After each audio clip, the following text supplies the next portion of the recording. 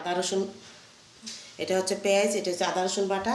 এখন আমি এই যে লবণ দিয়ে দিচ্ছি পরিমাণ মতো, ধনিয়া জিরার গুঁড়া দিয়ে দিচ্ছি পরিমাণ মতো, হলুদের গুঁড়ো দিয়ে দিচ্ছি পরিমাণ মতো।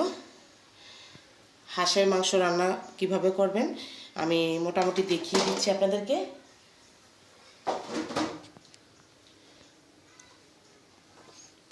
আর তেজপাতা যারা খান, তেজপাতা 4-5টা দিয়ে দিবেন। এই তেল ঢেলে দিচ্ছি পরিমাণ মতো।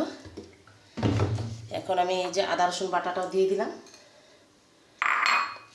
পেঁয়াজ কুচি দিয়ে দিলাম।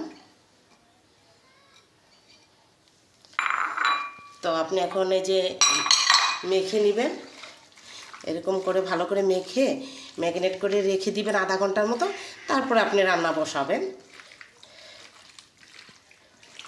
তেজপাতা যারা খান তারা দিবেন, আর যারা না খান দিবেন না। আমি দিব তেজপাতা কয়েকটা দিব।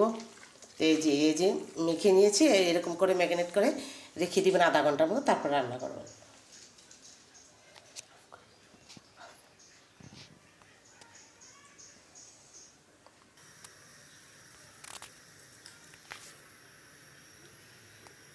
তেল ঢেলে দিচ্ছি, এখন মাংসটা বসিয়ে দিব।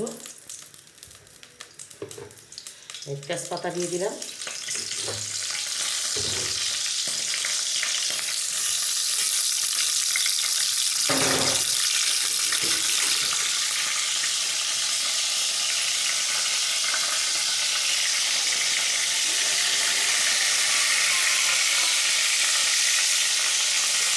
মাংস আমি ম্যারিনেট করে রেখেছিলাম, এটা দিয়ে দিচ্ছি।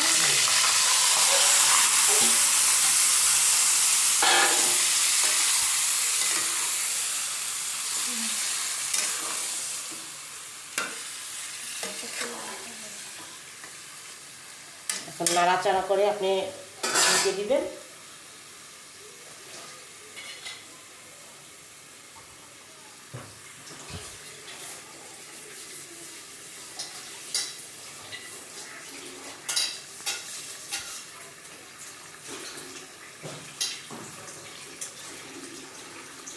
নাড়াচাড়া করে আমি ঢেকে দিয়েছি। একটু হালকা চুলাটা একটু ডিম করে দিবেন, আস্তে আস্তে ভালো করে কষিয়ে তারপরে আপনি পরিমাণ মতো জল দিয়ে দিবেন।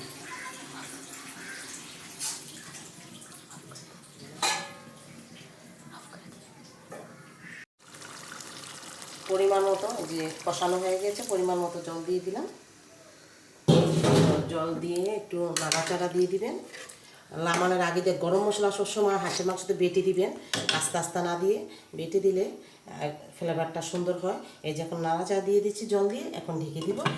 উত্তরানি আসলে বলক আসলেই আমি মানে এই যে গরম মশলা বেটে রেখেছি, এই যে গরম মশলা বেটে রেখেছি এটা দিয়ে দিব।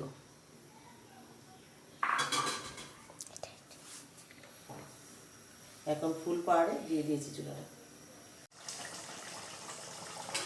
এই যে এখন হয়ে গিয়েছে, এখন আমি এই যে গরম মশলা বাটাটা দিয়ে দিলাম, পরিমাণ মতো বেটে রেখেছিলাম এটা দিয়ে দিলাম। একটু নাড়াচাড়া দিয়ে দিলাম,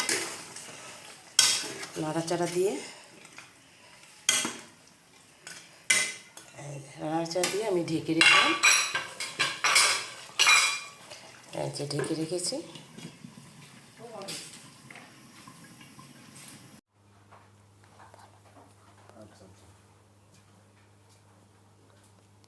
রান্না হয়ে গিয়েছে, এখন আপনাদেরকে দেখিয়ে দিলাম কীরকম হয়েছে রান্নার পরে।